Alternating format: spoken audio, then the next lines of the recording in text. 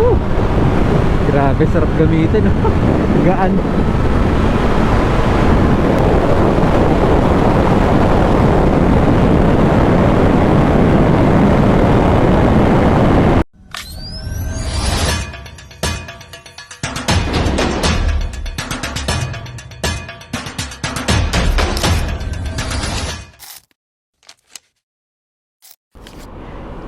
Isang napakagandang umaga sa inyong lahat at nandito tayo sa loob ng NLEX para i-short review itong Honda CB650R na e-clutch. So guys, ito yung bagong CB650 ngayon. So big shout out sa may-ari nito, Kuya Lloyd. Maraming salamat sa pagpapahiram ng iyong motor. Pasensya na, medyo umaambon eh. Ayan, no? Medyo basa. Ipapalinis ko na lang ito mamaya. Ito yung pinagmamalaki ngayon ng Honda. Ito yung e-clutch, oh. Ayan, oh. Ayan, Honda e-clutch. So bagong bago ang motor na to, pero pinalagyan na niya ng ayan, ilaw sa gilid. Pero ito sa akin to, akin to yung camera na to. So meron na rin siyang RFID. And syempre itong may slider na rin siya, pero yung kanyang exhaust ano pa rin, oh, stock pa rin, kaya sobrang tahimik niya, napakabait. So pagdating dito, pakita ko lang sa inyo yung feature niya.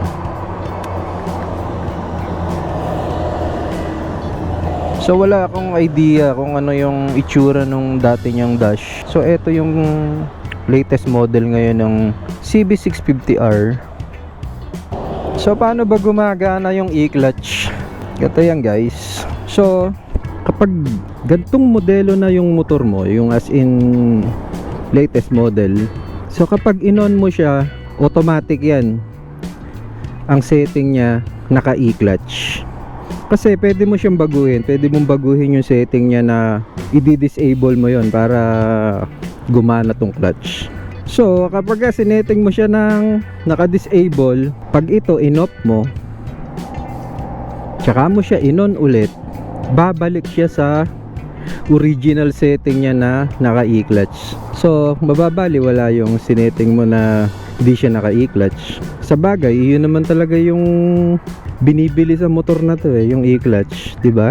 Yun yung pinaka picture niya kasi. So paano ba gumagana yung e-clutch? So i-start natin. So dito talagang wala naman na bago rito eh, basic. So ito lang yung i-explain natin paano ba yung e-clutch. So ang e-clutch, ganito yan. So kung mapapansin nyo, ayan oh, parang nakapiga na siya oh, di ba? Malaki na yung play niya oh, di ba? Kumbaga hanggang dito wala na siyang gana. Parang nakapress na talaga siya.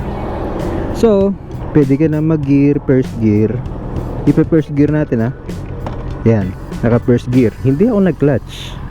So ngayon, uusad na yan kahit na hindi ka na nag-clutch, oh, 'di ba? Yun yung e-clutch.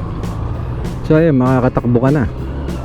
So pwede ka nang mag-second gear na hindi ka na talaga magka-clutch. So yun yung feature, yun yung gamit ng e-clutch. Pero again, gaya ng sinabi ko kanina, pwede mo rin siyang iset ng naka-manual or yung standard or yung traditional na manual.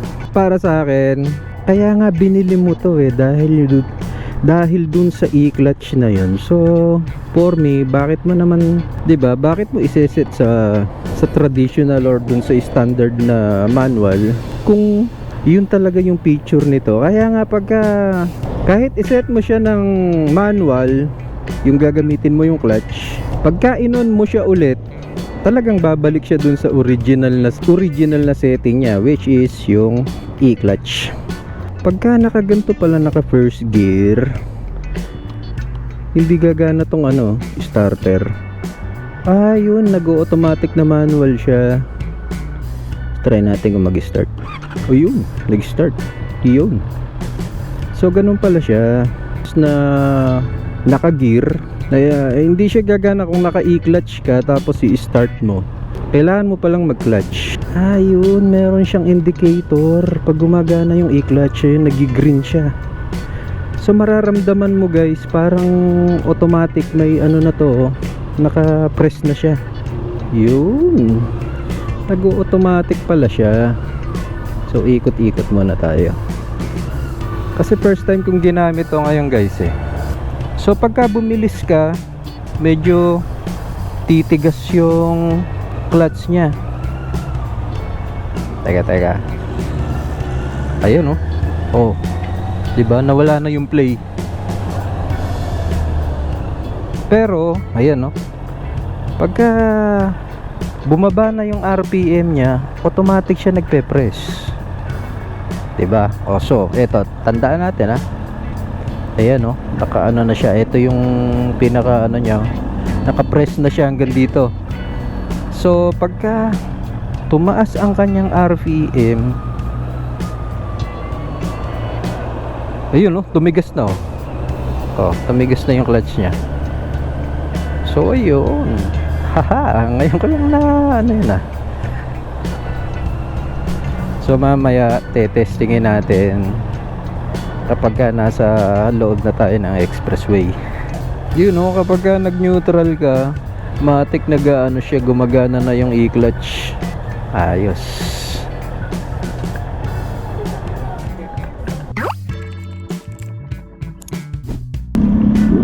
So ayan, first gear, hindi tayo nag-clutch. Ay, sarap ginhawa, hayahay. Wow. So this is the Honda CB650R 2025, the latest model. Sarap. So ang SRP nito guys, nasa 564,000 kung di ako nagkakamali, more or less, mga ganun. Syempre yung standard medyo mababa doon ng konti. So ang seat height nito nasa around 810 mm. So hindi siya katangkaran, bagay na bagay sa mga, tingin ko abot to ng mga, kahit mga 5'2" siguro yung height, 5'3", abot na abot. So masarap siyang dalhin. Napakabait niya. Napakabait ng motor na to. So pwede kang mag downshift na hindi nagagamit ng clutch. Sobrang bait niya. Alam mo yung parang naka Honda Wave ka lang na naka semi automatic, nagigir ka na hindi na kailangan ng clutch. So ganun na ganun siya guys. Pagdating naman sa gas consumption, parang naglalaro siya sa 20 to 25 kilometer per liter. So depende sa piga. Wow, sarap. Ito yung hayahay kahit traffic. Kasi sobrang hirap sa traffic kapag alam mo yon, yung okay lang yung totally naka-stop. No, hindi ka na magka-clutch kasi kapag ganun eh. Pero yung unti-unti yung umuusad na naka-clutch ka na, hindi mo ubrang bitawan dahil babanggain mo yung nasa harapan mo or maiiwan ka nung umuusad, di ba? Tutumbukin ka naman nung nasa likod. Yun ang ayaw ko sa traffic eh. Buti kung totally naka-stop, mapapahinga yung kaliwang kamay mo na nakapiga sa clutch. Pero kung yung umuusad ng unti-unti, eh yung mahirap, nakakabwisit yun. So ito, hayahay ka sa sitwasyon na yun dahil hindi mo na kinakailangan mag-clutch. Para sa akin, ang pinaka downside naman ng motor na to, itong may e-clutch. Lalo na kung ito yung bibilin mo as your first bike, hindi ka matututo sa clutch eh. Hindi ka matututo sa clutch, parang kasi semi-automatic na siya eh. Kung dito ka masasanay sa e-clutch, paglipat mo sa standard or let's say dun sa traditional na naka-manual talaga, tingin ko para ka magba-back to zero. Kasi ano eh, hindi ka matututo dito dahil yun nga, hindi na kailangan mag-clutch. Honestly, wala nang silbi to eh. Wala nang gamit ito pagka naka e-clutch ka. automatic na siyang nagka-clutch gaya nung pinakita natin kanina, di ba? Nagpe-press siya ng kusa. So may mga advantages and disadvantages. Para sa akin, kung may extra ka pang motor, goods to. Kunwari second bike mo to, meron kang isang bike na traditional na manual, tsaka ito, yun, pwede pang traffic. Malalo dito, kung dito sa may banda sa amin, grabe yung traffic sa Malolos. O kaya kung mapupunta ka mismo sa Tagaytay, grabe doon pagka weekend, as in isusumpa mo yung lugar na yun sa sobrang traffic. So eto yung swak na swak sa ganung sitwasyon. Pero kung eto yung gagawin mong first bike, eto yung bibilin mo na una-unahan mong big bike, tapos naka e-clutch, hindi ka matututo talaga. Pero kung bibilin mo to, nasanay ka na sa clutch, sobrang goods na goods, mas ma-appreciate mo siya. Gaya ko, yung GSX 750 ko, ano talaga yun traditional na manual talaga yun. So eto nga nung ginamit ko yung motor ko, talagang nung galing ako dito, lumipat ako sa motor ko, 2 beses ako namatayan. So nandito na tayo, papasok sa SCTEX. So meron nga pala akong mga kasama na naka MT-09, tsaka ayun, si boss dyan yung gumagamit sa motor ko. And shoutout nga pala kay Paring Ramil, tsaka kay Boss Eric. Salamat sa pagpapahiram ng motor nyo. Papalinis na lang namin mamaya, wala, umulan bago isole, malinis muna.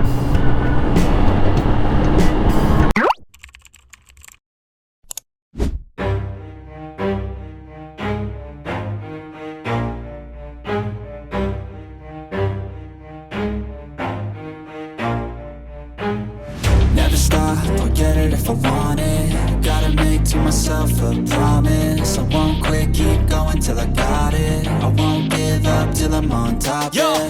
no, I ain't the type to give up. If I do something, man, I do it till I get what I want. I turn a business out of nothing into something I love. I got a poker face, but honestly, I'm not one to bluff. I flip a switch, never miss, man, I always stay up. Don't let them see you, bitch, always have a plan to stay tough. This life ahead of you ain't easy, it was built to be rough. But that's what makes a personality, is tragedy, bruh. Grabe, sarap gamitin. Gaan.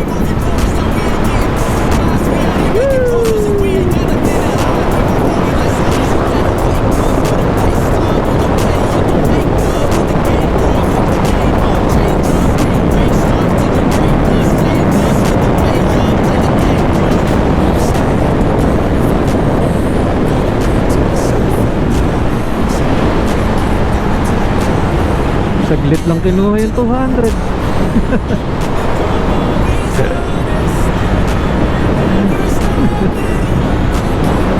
Sarap.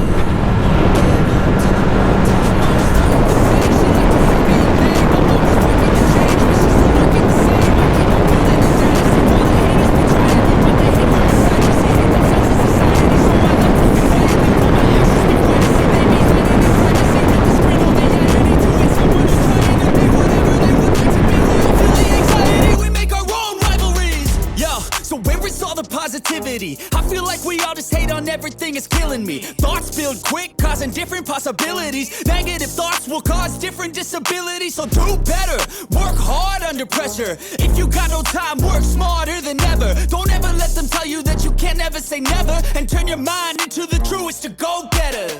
Never stop, I'll get it if I want it. Gotta make to myself a promise. I won't quit, keep going till I got it. I won't give up till I'm on top, yeah. So guys, ito yung kasama natin, si Boss Hans tsaka si Boss Jan. So maraming salamat sa pag-cameraman. Kumusta? Kumusta ang mga naging experience nyo sa NLEX? Actually sa expressway, kasi first time nila pumasok ngayon lang sila pumasok na nakamotor. So kumusta? Experience muna. Ako ba muna? Okay, ikaw, Boss Hans? Oh, grabe yung experience kasi before, close up naman yan. Hindi nakaka-usap to. Hindi kasi kumbaga prior yung pinaka-ride, parang nakaka-intimidate eh. Kasi nga, ang layo niya dun sa small cc na motor eh. So, From may- XSR 155, 155, oo. So, Saan ka may nag-jump?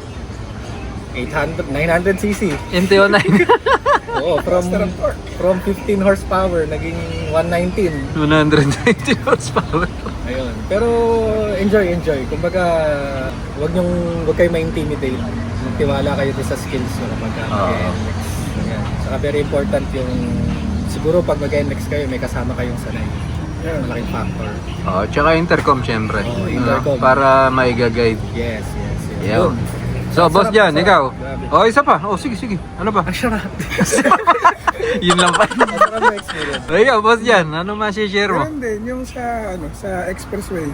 Copy-paste. Sa una kala mo may intimidate ka, pero pag nandun ka na, lalo may sanay na nag-guide sa inyo. Iba yung confident na may bibigay sa inyo. Tapos iba rin yung may experience ka sa lower CC.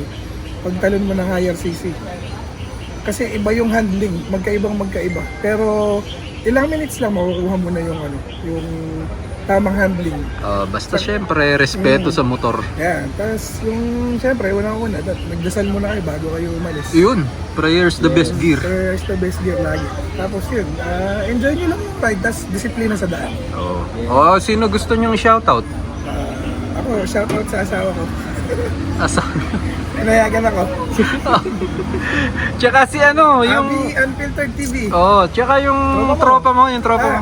Shoutout kay Kuya Arnold Fidel ng Bustos. Ayun, kay Arnold Fidel ng Bustos. Maraming salamat sa pagtutok, brother. Ikaw, Boss Hans. Meron ba kayo? Ayun sa mga kids ko. Shoutout sa inyong dalawa. Yan. Susunod, sasama ko na kayo. O, sino pa? Baka may Ayun, si naisip pa Amaya. kayo. Shoutout Amaya. Yun. Palakas Saka ka. yung future. Pagdating Maraming salamat. So eto, pauwi na kami. Katatapos lang namin mag-breakfast dito sa Subic. So again, big shoutout kay Kuya Lloyd. Kuya Lloyd, maraming salamat sa pagpapahiram mo ng motor dito sa napakagwapong CB650R. Grabe, napakasulit nito. Antayin ko yung pag-uwi mo, ride tayo agad panalo. Pero bago ko isoli, syempre papalinis ko muna. Naulang kami kanina So again, maraming salamat sa inyong pagtutok, guys. Shoutout kay Boss Jan and kay Boss Hans. Maraming salamat sa pagsama. And syempre laging tatandaan, prayer is the best gear, nods on two wheels.